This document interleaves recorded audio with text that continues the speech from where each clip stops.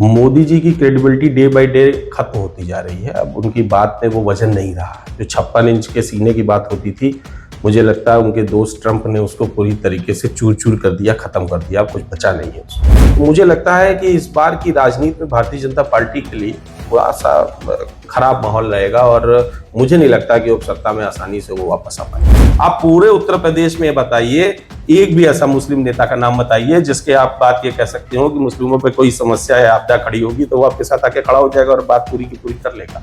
एक नेता डेवलप नहीं किया, कांग्रेस ने डेवलप नहीं किया, समाजवादी पार्टी ने डेवलप नहीं किया, बहुजन समाजवादी पार्टी ने डेवलप नहीं किया, चौथी पार्टी है भारतीय जनता पार्टी। तो खुद कहती है भाई नहीं। सेम स्थिति ब्राह्मणों के साथ भी हो। ब्राह्मणों के जो नेता थे वो डेवलप नहीं हुए।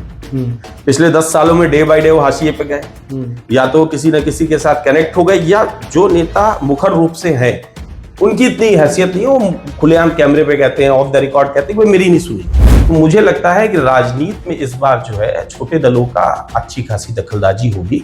भारतीय जनता पार्टी सरकार नहीं बना पाएगी और सरकार अखिलेश यादव भी पूर्ण बहुमत से नहीं बना पाएंगे। मुसलमानों की पूरी बस्ती थी यहाँ, उजाड़ दी गई, कितने प्रदर्शन हुए। मगर वो तो सरकार के कागजों में इलीगल इंक्रोचमेंट की बात करेंगे तो आधा लखनऊ इंक्रोचमेंट में बना। इतनी ग्राम सभाओं की जमीन जितने माफियाओं ने, जितने विधायकों ने कब्जा कर रखी है, पूरे लखनऊ में केवल एक ही डिस्ट्रिक्ट नहीं थी जो इंक्रोचमेंट थी जिसको आपको साफ करना था। जिसकी नजर पड़ गई अब हमें ये सफाई चाहिए और फलाने मैसेज के लिए चाहिए तो आपने कर दी। मुझे लगता है कि उत्तर प्रदेश के अंदर तीसरे मोर्चे को कवायद करनी चाहिए, तीसरा मोर्चा बनना चाहिए और ऐसी एक फोर्स बननी चाहिए जो एक्चुअल में लोगों के लिए जमीन पे जाके काम करे। अब लाख कहिए ओवैसी बीजेपी के हैं, ओवैसी वोट काटते हैं, समाजवादी पार्टी भी तो कभी किसी का वोट ही काट रही होगी ना। बहुजन समाजवादी भी जब BS4 रही होगी तो वोट ही काट रही होगी ना। जब लालू जी पहली बार निकले होंगे तो किसी का वोट ही काट रहे होंगे ना। जिनको आप मुसलमानों का सबसे बड़ा लीडर कहते हैं, वो खुद चाहते हैं कि मायावती उनसे गठबंधन कर ले, वो खुद चाहते हैं समाजवादी पार्टी उनसे गठबंधन। उन्होंने तो साफ कहा ना, मेरी मंशा साफ है, मैं चाहता हूं 4 भाई हमारे लीडरान बने, इन 4 भाइयों को टिकट दीजिए, 4 भाई जीत के आएंगे। अब आपको इसमें घबराहट है कि अगर 4 भाई लीडर बन जाएंगे तो फिर वही समस्या, आपने तो आज तक लीडर बनने नहीं दी। मैंने संजय निषाद जी से भी कहा, मैंने कहा आप सोचिएगा कोई बहुत सही नहीं हो रहा है, मिला नहीं है आपको कुछ, ये बत्ती लेके करिएगा क्या।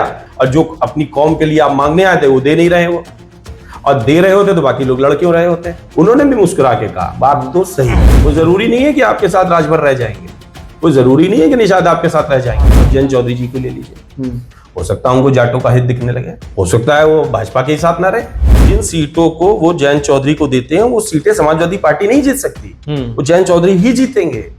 आप एडिशनल क्या जोड़ रहे हैं। भाजपा इसी चतुराई से काम करती है, वो जानती है हम सीटें नहीं जीत पाएंगे, वो छोटे छोटे डिवीजन करती देते थे। इस बार डिवीजन फेल इसलिए है भाजपा का, योगी जी ने भी बहुत आना चाहिए, काम नहीं होने दिया, चीजें नहीं करने दी, लोगों को कुछ तो फ्री हैंड दोगे। आप सब कुछ अगर अधिकारी करने लगेगा, आप सड़क पे चलो, लाल बत्ती नेताओं की बंद कर दी गई, नीली बत्ती सब प्राइवेट गाड़ियों में लग के चल रही, सारा अधिकारी नेताओं से ज्यादा चला। जो नौकर है वो राजा हो गया, जो राजा था वो नौकर हो गया, पब्लिक का काम करने वाला गिड़गड़ा रहा है, और जो आदमी को गिड़गड़ाना चाहिए था वो डंडो डंडो सबको बजा रहा है। और आप उसके बाद सोचते हैं कि जो है ना लोकतंत्र बहुत अच्छा कायम हो जाएगा। कहां से। प्रयागराज में अभी मुक्तेश्वरानंद के साथ हुआ, ये सारी बातें ब्राह्मणों के भी दिल में घर कर रही हैं। और जो किसी की चोटी पकड़ोगे तो ब्राह्मण की इज्जत है, अस्मिता है, एक की नहीं है, एक बटुक की नहीं थी। तो आप ये समझिए कि सारे ब्राह्मणों की चोटी पकड़ के आपने खींच के उसको मारा, एक को नहीं मारा, दर्द तो होगा ही होगा। आप कैसे कह देंगे कि वो उन्होंने पिछली बार की खींच निकाली। मुझे लगता है पिछली बार वो जो मौतें हुई थी उस पर वो बोले थे। अगर आपको लगता है कि पुरानी चीजें अपमान है तो आपके बाप का नाम भी अपमान है, आपके दादा का नाम भी अपमान है। अगर आपके परदादा का नाम कोई बहुत बड़ी हस्ती नहीं थी तो उसका नाम नहीं लेंगे क्या। 12 बच्चे पैदा करने को वही लोग वकालत करते जिनके एक ही बच्चा नहीं। हाँ बिल्कुल ठीक बात है। ये वैसी ही बात हुई कि हम तो शराब और सिगरेट पीते नहीं है, तौबा करें, पर सामने वाले को जी खोल के पिलाएंगे। नमस्कार, बहुत बहुत स्वागत है आपका। उत्तर प्रदेश की सियासत 2027 के चुनावों से पहले पल पल बदल रही है। तमाम वर्ग, तमाम धर्म, तमाम जाति के लोग इन सुगबुगाहटों में राजनीतिक विश्लेषण कर रहे हैं कि ऊंट आखिरकार बैठेगा किस करवट। इस वक्त हमारे साथ किसान मंच के राष्ट्रीय अध्यक्ष पंडित शेखर दीक्षित जी मौजूद हैं। शेखर दीक्षित उत्तर प्रदेश ही नहीं बल्कि देश में एक जाना पहचाना नाम है। अगर मैं कहूं कि सो कॉल्ड ब्राह्मण लॉबी को शेखर दीक्षित सीधे टच करते हैं, और शेखर दीक्षित के साथ हजारों की संख्या में ब्राह्मण समुदाय के लोग हैं, और किसान मंच शुरू से राजनीतिक पार्टियों के साथ जुड़ाव में रहा है, सरकारों में उसकी दखल रही है। 27 के चुनावों से पहले क्या सिनेरियो बन रहा है? शेखर जी, बहुत बहुत स्वागत है आपका, धन्यवाद हमें समय देने के लिए। क्या है फिजा 27 की, और क्या है राजनीतिक भविष्य? देखिए, उत्तर प्रदेश में मुझे लगता है कि भारतीय जनता पार्टी 2 बार से है। पहली बार भी उन्होंने जो वादे किए थे उसको उन्होंने पूरे तो नहीं किए थे, लेकिन मोदी का और जो हिंदू का उनका जो नारा रहता है, या अयोध्या में राम मंदिर जी की स्थापना के लेकर के उन्होंने एक बार दोबारा सरकार बना ली। बेसिक मुद्दों पे तो बहुत खराब हालत है। मोदी जी की क्रेडिबिलिटी डे बाय डे खत्म होती जा रही है। अब उनकी बात में वो वजन नहीं रहा। जो 56 इंच के सीने की बात होती थी, मुझे लगता है उनके दोस्त ट्रंप ने उसको पूरी तरीके से चूर चूर कर दिया, खत्म कर दिया, कुछ बचा नहीं है उसमें। और अब डबल इंजन की सरकार ये लोग कहते थे, तब एक इंजन तो फेल हो गया, अब दूसरा इंजन योगी जी का यहाँ पे है। तो जिस तरीके से प्रयागराज की घटना हुई, जिस तरीके से आज अपराध को जैसे कहते थे अपराध मुक्त बनाएंगे, अपराध के हालात हैं, जिस तरीके से गन्ना किसानों के हालात देखिए कि उन्होंने दाम नहीं बढ़ाए, आज तक उसकी सुध नहीं ली। तो मुझे लगता है कि इस बार की राजनीति में भारतीय जनता पार्टी के लिए थोड़ा सा खराब माहौल रहेगा, और मुझे नहीं लगता कि वो सत्ता में आसानी से वो वापस आ पाएंगे। लड़ाई किसके बीच मानते हैं फिर? देखिए, लड़ाई का ऐसा है कि इस समय आप शुरुआत से बात करेंगे अगर, तो आज 2 कौमें हैं जो कि राजनीतिक चौराहे पर खड़ी हैं, और पूरे उत्तर प्रदेश में दोनों कौमें यही हमेशा से तय करती आई हैं कि राजनीतिक जो ताज है वो किसके सर पे होगा। एक मुस्लिम समुदाय है और अब एक ब्राह्मण समुदाय है। मुस्लिम समुदाय के साथ भी मुझे लगता है वो कांग्रेस के साथ रहे, वो समाजवादी पार्टी के साथ रहे, पर आप जैसे अखिलेश जी का तो कोई विरोध नहीं है इसमें, पर एक बात जरूर है कि जैसे अखिलेश जी कहते हैं वो अल्पसंख्यकों के साथ है, तो उन्होंने पीडीए बनाया। पीडीए बनाते में उन्होंने कहा पिछड़ा, दलित, अल्पसंख्यक। अल्पसंख्यक कहां पे है पीडीए में? सबसे पीछे। अंग्रेजी अल्फाबेट में ए कहां पे है? सबसे पहले। हाँ। पर जब ये राजनीतिक अल्फाबेट में तब्दील होता है तो ये कहां चला जाता है? हाँ। सबसे पीछे। तो ये मानसिकता खराब है। आप कहते कुछ है, करते कुछ है, इसीलिए सरकार चली गई थी। तो ये जानबूझ के पीडीए में ए अखिलेश यादव ने आखिर में रखा। ये सोच है। डी पहले क्यों नहीं आया? क्योंकि दलित के प्रति भी वो सोच नहीं है। सबसे पहली सोच है हम ओबीसी हैं, हम अपनी बात करेंगे, हमको अपने लोगों को हक दिलाना है। यादव, लोध, कुर्मी, जिनके अपने लीडर्स रहे, हमको उनको पहले हक दिलाना है। दलित उसके बाद में, क्योंकि दलित के बिना आप सरकार बना नहीं सकते, और मुसलमान उसके बाद में, क्योंकि लगता है कि मुसलमान तो हमारे साथ आएगा ही आएगा, जाएगा कहाँ? अगर कहीं जाएगा तो कांग्रेस में जाएगा, हम कांग्रेस के साथ एक पैक्ट कर लेंगे, हमारे साथ फिर फंस जाएगा, कहीं नहीं जा पाएगा। और मुसलमान भाइयों के पास भी कोई विकल्प के तौर पे अभी मौजूद है नहीं, वो भी क्या करें। सेम दूसरे खेमे में देखिएगा तो ब्राह्मण है, मजबूत संख्या में है, सब कुछ ठीक है, लेकिन आप देखिए ना कि उसके रहनुमा वहां कितने हैं। भाई कानपुर में माँ बेटी जला के प्रशासन द्वारा एक हिसाब से मार दी गई, मुआवजा नहीं दिया, कुछ नहीं दिया। आपको याद होगा मौर्याओं ने गाजियाबाद में दौड़ा दौड़ा के ब्राह्मणों को मारा था। लखीमपुर खीरी में देखिए क्या कांड मचाया था, लेकिन उसके बावजूद आप देखिएगा कि ब्राह्मणों को बहुत ज्यादा कुछ तवज्जो नहीं दी गई। क्यों नहीं दी गई? उनकी भी हालात वहां वही है। उनको लगता है जाएंगे कहाँ, समाजवादी पार्टी के साथ जा नहीं सकते। उन्होंने तो पहले से बैरिकेटिंग लगा दी, हम पीडीए हैं, हमको अगड़े चाहिए ही नहीं। अगड़े का मतलब अल्पसंख्यक है, वो भी सबसे पीछे। अब अगर कल को अगड़ा ब्राह्मण और राजपूत होता है तो वो भी सबसे पीछे, वो एक्सेप्टेड नहीं है। अब उसके बाद सेकंड क्या बचा? सेकंड लाइन ही खत्म हो गई। अब तो अजीबोगरीब क्वेश्चन बन गई है। और एक क्वेश्चन में मैं तो कहूंगा मतलब ईमानदारी की बात है कि ओवैसी साहब पे बहुत आरोप लगते हैं। बहुत बार ये कहा जाता है कि वोट काटने की लिए आते हैं, बहुत बार कहा जाता है कि विपक्ष को कमजोर करते हैं। लेकिन एक बात भी सोचनी चाहिए कि जो लोग सत्ता में रहे 50 साल, वो मुसलमानों को कहां ले गए? उनकी वजह से मुसलमान कहां गए?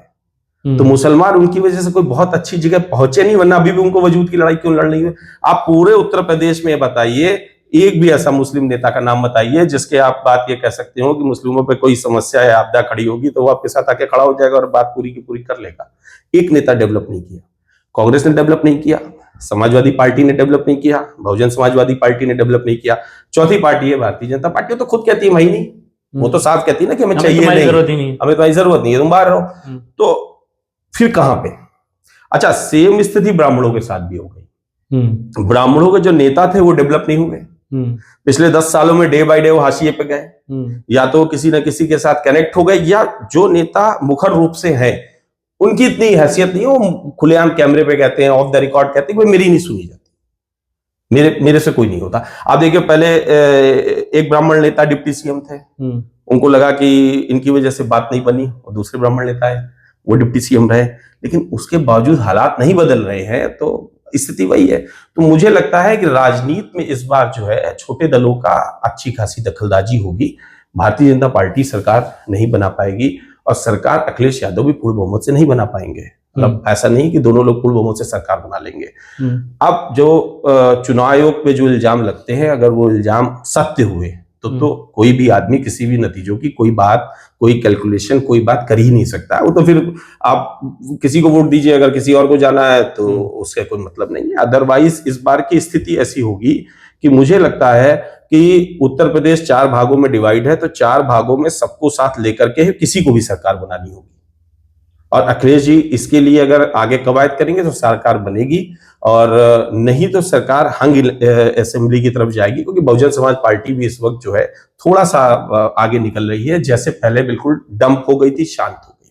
समाजवादी पार्टी, चूंकि आपने बहुजन समाज पार्टी का जिक्र किया, तो समाजवादी पार्टी ये कहती है कि उसको भाजपा पुश करती है, ओवैसी इसलिए एक्टिव हैं कि उनके पीछे भी भाजपा का हाथ है, इसीलिए ये दोनों जो हैं वो एक्टिव हैं। बिहार के चुनाव के नतीजे हों या मायावती का अचानक से जाग उठना हो। देखिए, सवाल दूसरा है, सवाल ये नहीं है। सवाल ये है, पिछले 5 सालों में जितनी घटनाएं समाज में हुई, उस पे ट्विटर फेसबुक को छोड़ के जमीन पे क्या किया गया? मुसलमानों की पूरी बस्ती थी यहाँ पे, यही अकबर नगर में उजाड़ दी गई। कितने प्रदर्शन हुए? मगर वो तो सरकार के कागजों में इलीगल इंक्रोचमेंट था। अब मैं आपको इस पे एक बात बताता हूं जी। मुलायम सिंह यादव जी के साथ भी हम लोगों ने थोड़ा समय गुजारा है। सड़क पे निकलने से पहले वो सोचते नहीं थे। उनका एक कार्यकर्ता लाठी खाता था तो वो वहां जाके खड़े हो जाते थे। आप खुद सोचिए, आपका एक बड़ा वोटर मार खा रहा है, आप अपने घर में बैठे हैं विरोध करने के लिए। इंक्रोचमेंट की बात करेंगे तो आधा लखनऊ इंक्रोचमेंट पे बना हुआ है। आप इंक्रोचमेंट की बात करेंगे, आधी दिल्ली इंक्रोचमेंट पे बनी हुई है। आप इंक्रोचमेंट की बात करेंगे तो मुझे लगता है आधा उत्तर प्रदेश आपको साफ, कितनी ग्राम सभाओं की जमीन जितने माफियाओं ने, जितने विधायकों ने कब्जा कर रखी है, उसकी अगर आप बात करें, बहुत लंबा टॉपिक है। पूरे लखनऊ में केवल एक ही डिस्ट्रिक्ट नहीं थी जो इंक्रोचमेंट थी, जिसको आपको साफ करना था। जिसकी नजर पड़ गई अब हमें ये सफाई चाहिए और फलाने मैसेज के लिए चाहिए, तो आपने कर दी।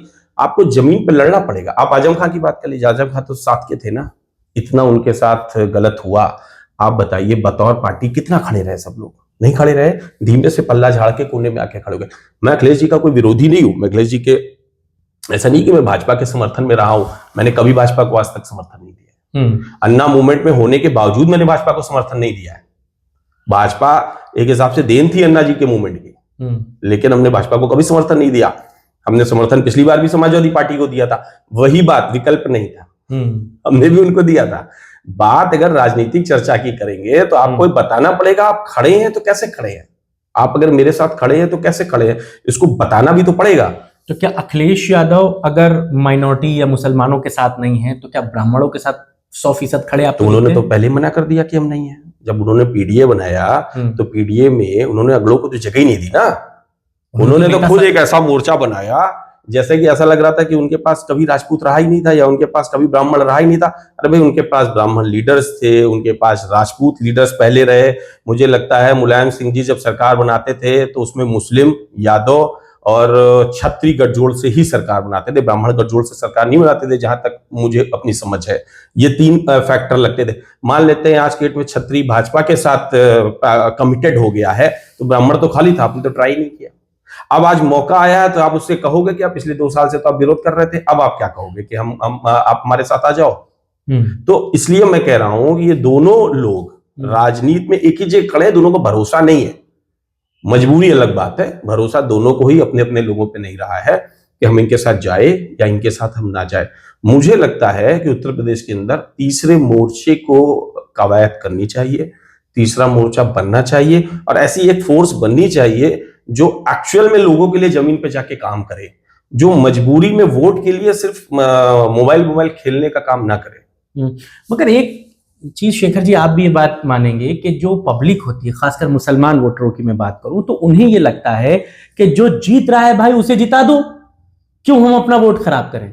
तो लड़ाई अगर सपा और भाजपा में तय है तो फिर मुसलमान वोटर इधर उधर क्यों जाएगा। आपने 22 का चुनाव देखा, आपने 24 का चुनाव देखा, 24 में 100% ना सही लेकिन 95% मुसलमानों ने समाजवादी पार्टी को वोट दिया।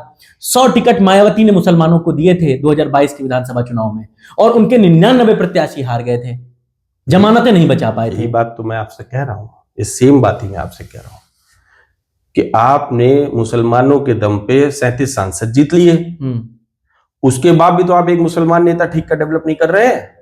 यही बात तो मैं बोल ही रहा हूं। आप नाम बताइए अच्छा समाजवादी पार्टी के पास कौन सा ऐसा मुस्लिम लीडर है इस समय जो पूरे कौम की बात वो रख सकता है। आप ये नाम बताइए उसका, मुझे बताइए कि ऐसा कोई लीडर है आपकी जानकारी में, तो आप मुझे बताइए। समाजवाद तो हर पॉलिटिकल पार्टी में कोई भी राष्ट्रीय अध्यक्ष अपने बराबर तो किसी को नहीं खड़ा होने देगा। मैं बराबर की बात, अच्छा तो आपको लगता है कि मुलायम सिंह यादव राष्ट्रीय अध्यक्ष नहीं थे? बिल्कुल थे। आपको लगता है मुलायम सिंह यादव का रोल नहीं रहा? उन्हीं के पिता थे ना। बिल्कुल थे। आजम खां को क्या वो अपने से ऊपर रखते थे या नीचे रखते थे? देखिए पॉलिटिकल पार्टी को पहले तो अपनी निजी संपत्ति मानना बंद कर देना चाहिए। पब्लिक संपत्ति है, जब पब्लिक संपत्ति है तो दोनों लोग इक्वल ही होते हैं, एक कार्यकर्ता भी बराबर ही मानना चाहिए। यही बात तो बीजेपी कहती है आके, तभी तो एक बहुत बड़ा वोटर छोड़ देता है साथ। अखिलेश जी ने 12 में पढ़े लिखों की वकालत करी थी, नेताजी खुश हुए, नेताजी ने सीएम बना दिया था, ठीक है ना। आज की डेट में आपको सोचना पड़ेगा कि अगर आपको उत्तर प्रदेश के अंदर सभी का वोट चाहिए तो आपको एक बेनी प्रसाद वर्मा भी चाहिए होगा, बिल्कुल, आपको अरविंद सिंह गोप भी चाहिए होगा, अमर सिंह आपको माता साहब प्राणे भी चाहिए होगा, आपको अमर सिंह चाहिए, आपको जनेश्वर मिश्रा भी चाहिए होंगे। बिल्कुल। अगर आप ये मानते हैं कि आपको सिर्फ और सिर्फ एक यादव चाहिए होगा तो मुश्किल है। मतलब हो सकता है कुछ लोगों को मेरी बात खराब लगे, पर सच्चाई है ये। आप दिल से सोचिएगा तो आपको लगेगा मैं सही कह रहा हूं, गलत नहीं कह रहा हूं। और सबसे अहम बात, अगर मुस्लिम लीडरशिप उत्तर प्रदेश में नहीं आएगी तो मैं ये बात लिख के देने को तैयार हूं कि मुसलमानों का यहाँ कभी भला नहीं होगा, चाहे जनसंख्या कितनी बढ़ती चली जाए। आपको लगता है वैसे फिर मतलब इस बार के चुनाव में एक्स फैक्टर होंगे? क्यों नहीं होंगे? क्या बिहार में नहीं हुए? आप लाख कहिए ओवैसी बीजेपी के हैं, ओवैसी वोट काटते हैं, तो ऐसे तो जब भी कोई नई पार्टी बनी है तो वो वोट काट रही थी। भाई अगर आप बात करेंगे कि जो है समाजवादी पार्टी भी तो कभी किसी का वोट ही काट रही होगी ना। बहुजन समाजवादी भी जब BS4 रही होगी तो वोट ही काट रही होगी ना। जब लालू जी पहली बार निकले होंगे तो किसी का वोट ही काट रहे होंगे ना। तो वोट काटने से ही तो जन्म होता है। आप ये कह दीजिए कि कभी इसका मतलब तो ये क्लोज हो गए। अरे जनसंघ भी तो कांग्रेस की वोट कटवा ही पार्टी थी और क्या थी। यही तो कहते थे ना, वोट कटवा पार्टी से वोट बर्बाद करते हैं। तो जब वो आज देश में सत्ता में है तो क्यों नहीं छोटी पार्टियों को मौका मिलना चाहिए? मैं तो कहता हूँ छोटी पार्टियों में स्वामी प्रसाद मौर्य की पार्टी को मौका मिलना चाहिए। क्यों नहीं मिलना चाहिए? 10 सीटें देनी चाहिए, 10 सीटें जीते और पब्लिक को देना चाहिए। अरे जब वो ठीक है, वो भी ब्राह्मणों के खिलाफ बोलते हैं, बट मौर्यों के तो पक्ष में बोल रहे हैं। कम से कम उनकी बात तो उठाने वाला कोई है। अगर संसद में और विधानसभा में बात उठाने वाले लोग ही खत्म हो जाएंगे, सारे व्यापारी और एक जमात के लोग भर जाएंगे तो अस्थिरता हो जाएगी। आप सामाजिक रूप से लोकतंत्र को नहीं चला पाएंगे। मेरा तो अपना इतने दिन की, मुझे 25 साल 24 साल हो ही गया होगा, तो मुझे जो समझ है वो यही है और मुझे लगता है ऐसा ही है। और मुझे ऐसा लगता है कि उत्तर प्रदेश के लोगों को सोचना चाहिए कि असल में हमें अब क्या ढांचा देना है। आज निकल उत्तर प्रदेश 2, 3 या 4 भागों में विभाजित हो जाएगा, छोटा हो जाएगा। उस वक्त तो ये परिस्थिति और जटिल हो जाएगी और समस्या खड़ी हो जाएगी। तब आप क्या कहेंगे कि 4 प्रदेश के सूबे के हम मुख्यमंत्री बनना चाहते हैं? तो मानसिकता बदलनी पड़ेगी। अभी समय है, साल भर है। तो जो आप मोर्चे की शक्ल बता रहे हैं, आपके हिसाब से अगर मान लीजिए, वैसे तो वो खुद चाहते हैं, जिनको आप मुसलमानों का सबसे बड़ा लीडर कहते हैं, वो खुद चाहते हैं कि मायावती उनसे गठबंधन कर ले, वो खुद चाहते हैं समाजवादी पार्टी उनसे गठबंधन कर ले। उसका कारण है देखिए कोई भी व्यक्ति ये नहीं चाहता कि समाज में ये मैसेज जाए कि मैं कुछ गलत करना चाहता हूं। वो साफ कह रहे हैं कि मेरी मंशा साफ है, आप बैठिए तो सही। आपकी मंशा साफ नहीं है तो वो क्या करें?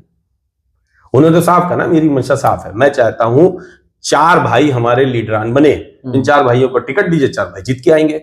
अब आपको इसमें घबराहट है कि अगर 4 भाई लीडर बन जाएंगे तो फिर वही समस्या, आपने तो आज तक लीडर बनने नहीं दिए, अब अगर और कोई लीडर बनाना चाहता तो बनाने नहीं देंगे, तो फिर आदमी करेगा क्या, जाएगा कहां, आप मुझे बताइए।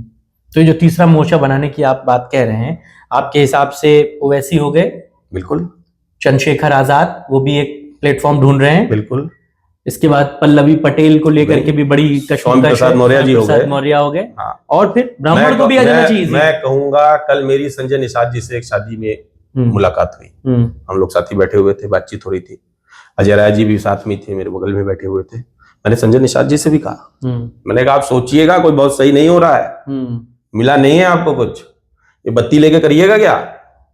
गाड़ी आपके पास अपनी ऊपर वाले की दी हुई है, घर आपके पास अपना ऊपर वाले का दिया हुआ है, ये 2 ही चीजें तो सरकार ने आपको दी है, और जो अपनी कौम के लिए आप मांगने आए थे वो दे नहीं रहे हो, और दे रहे होते तो बाकी लोग लड़ क्यों रहे होते? आप बताइए ना कि नदी के किनारे का कितना जो है मछली पालन और बाकी सब में निषादों का जो है योगदान दे दिया है, या कितना वाराणसी में चले जाइए, घाटों पे देखिए जाके निषादों का कितना बोलबाला है, अब देखिए जाके, या अयोध्या में चल जाके देख लीजिए कितना बोलबाला है, गुजरातियों का बोलबाला है, कमाल की बात है। आप जाति की राजनीति कर रहे हैं और सारा सब कुछ खाने कमाने वाला गुजरातियों को दे दे रहे हैं।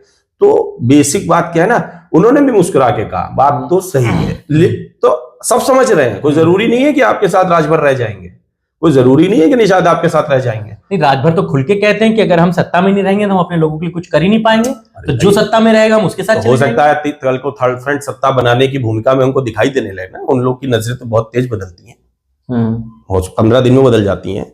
15 दिन पहले वो किसी और को कुछ कह रहे होते हैं, 15 दिन बाद किसी के साथ चले जाते हैं। तो सत्ता और बदलाव में अगर उनको लगेगा कि वो किसी के साथ जाना चाहते हो, चले जाएंगे। मैं यही कह रहा हूं कि आप जो सोच रहे हैं कि थर्ड फ्रंट में 5 लोग हैं, 4 लोग, अब जयंत चौधरी जी को ले लीजिए, हो सकता है उनको जाटों का हित दिखने लगे, हो सकता है वो भाजपा के साथ ना रहे, वो भी कहें हाँ बिल्कुल ठीक बात है, जब मुझे 30 ही सीट पे चुनाव लड़ना है तो फ्रंट में डायरेक्ट आके क्यों नहीं लड़ लेता हूं, अगर हमारे लोग लड़ रहे हैं। अकेले लड़ेंगे तो 30 में 30 हारने की गुंजाइश रहेगी, बड़ी पॉलिटिकल पार्टी के साथ लड़ेंगे तो 30 में 10 जीतने की गुंजाइश रहेगी। पिछली बार किसके साथ लड़े थे जयंत चौधरी? सपा के साथ लड़े थे। कितने जीते? अरे लगभग 9-10 विधायक तो बनी गए उनके। कितने पे लड़े थे? 30 पे लड़े थे। वही हुआ ना। अब वो सोचते होंगे कि हम 40 पे लड़ जाए और हम तब भी 10 जीत लेंगे। वो तो ये कहते हैं ना 10 हमने जो जीते वो हमारे सबसे ज्यादा है। अखिलेश जी ने हमको, उन्होंने तो मुन्ना सिंह चौहान की सीट नहीं दी अखिलेश जी ने। उन्होंने तो यहाँ पे अनिल दुबे जी बेचारे बहुत पुराने आरएलडी की सीट मांगते रहे, सरोजनी निगल की सीट नहीं दी, हार भी गए, दी भी नहीं। भाई आप बात समझिए, जिन सीटों को वो जयंत चौधरी को देते हैं वो सीटें समाजवादी पार्टी नहीं जीत सकती, वो जयंत चौधरी ही जीतेंगे। आप एडिशनल क्या जोड़ रहे हैं? भाजपा इसी चतुराई से काम करती है, वो जानती है हम सीटें नहीं जीत पाएंगे, वो छोटे छोटे डिवीजन करती दे देती। इस बार डिवीजन फेल इसलिए है भाजपा का क्योंकि योगी जी ने भी बहुत तानाशाही करी, काम नहीं होने दिया, चीजें नहीं करने दी, लोगों को कुछ तो फ्री हैंड दोगे। आप सब कुछ अगर अधिकारी करने लगेगा, आप सड़क पे चलो, लाल बत्ती नेताओं की बंद कर दी गई, बात ठीक है, नीली बत्ती सब प्राइवेट गाड़ियों में लग के चल रही है, सारा अधिकारी नेताओं से ज्यादा चल रहा।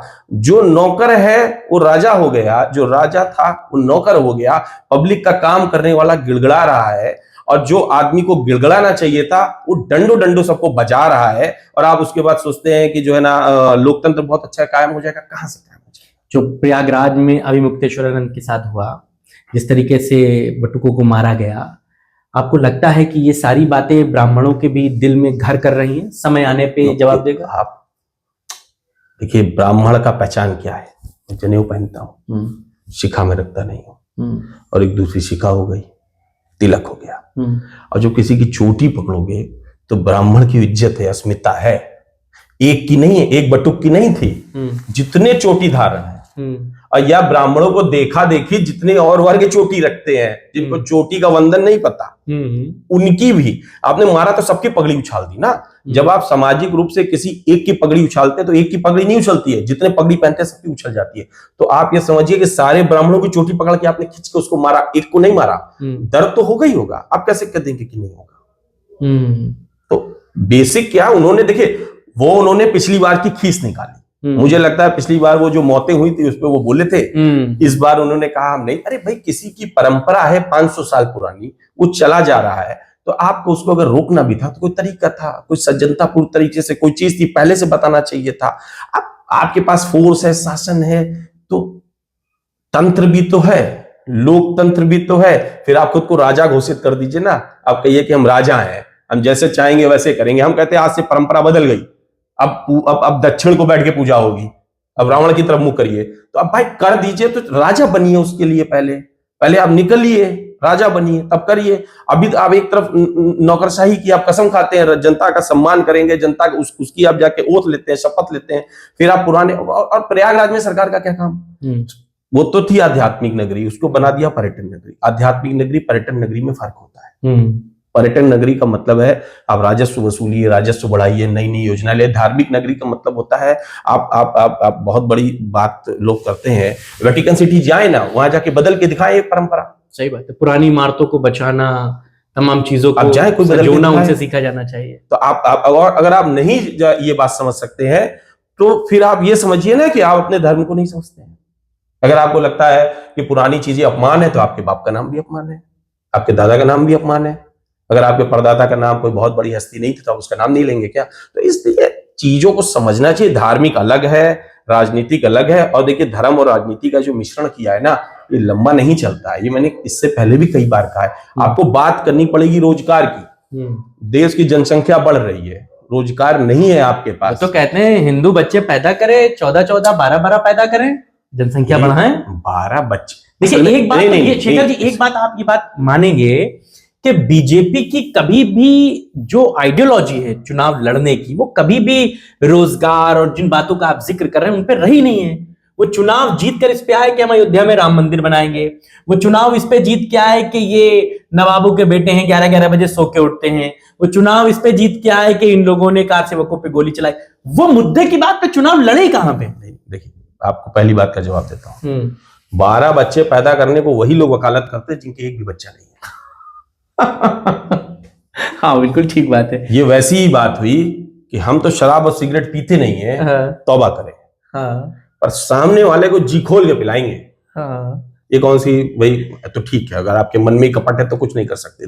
दूसरी बात कि बीजेपी ये सारी बातों बात करती है, शासन पे बात करती है, सुशासन पे बात करती है, महिला सशक्तिकरण पे बात करती है, इसके बाद अपराध पे बात करती है। ये ठीक है कि वो बात करती है कि हमारे वहाँ कोई वाद नहीं है, परिवारवाद नहीं है। ये बात तो ठीक भी कहती है, इसमें कुछ गलत भी नहीं है। बाकी जगह है तो वो बोलेगी।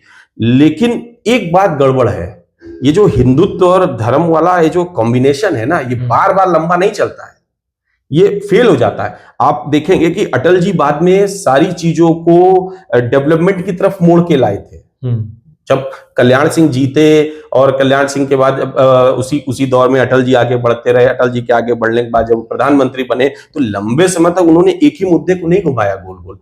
अब चूंकि कांग्रेस ने भी कोई बहुत अच्छा कुछ ऐसा नहीं कर दिया था जिसके लिए कोई बहुत तारीफ की जाए, लेकिन अगर बात करेंगे कि पहले कितना बर्बाद था, आप कितना बर्बाद था, तो हम कहेंगे पहले हम 100 रुपए के कर्जीदार थे, आज हम 1000 रुपए के कर्जीदार हैं। और हम रोने भी जाएं तो किसके पास जाएं अब, क्योंकि अगला कर्जीदार भी हमको फिर उन्हीं के पास जाना है, राजा साहब के पास, कि हमारा कर्जा कम कर दिया। आम पब्लिक के हिसाब से समझिए तो ये बहुत दुखद स्थिति है। देश की बहुत अच्छी स्थिति नहीं है, देश कोई बहुत अच्छे उस पर नहीं जा रहा है।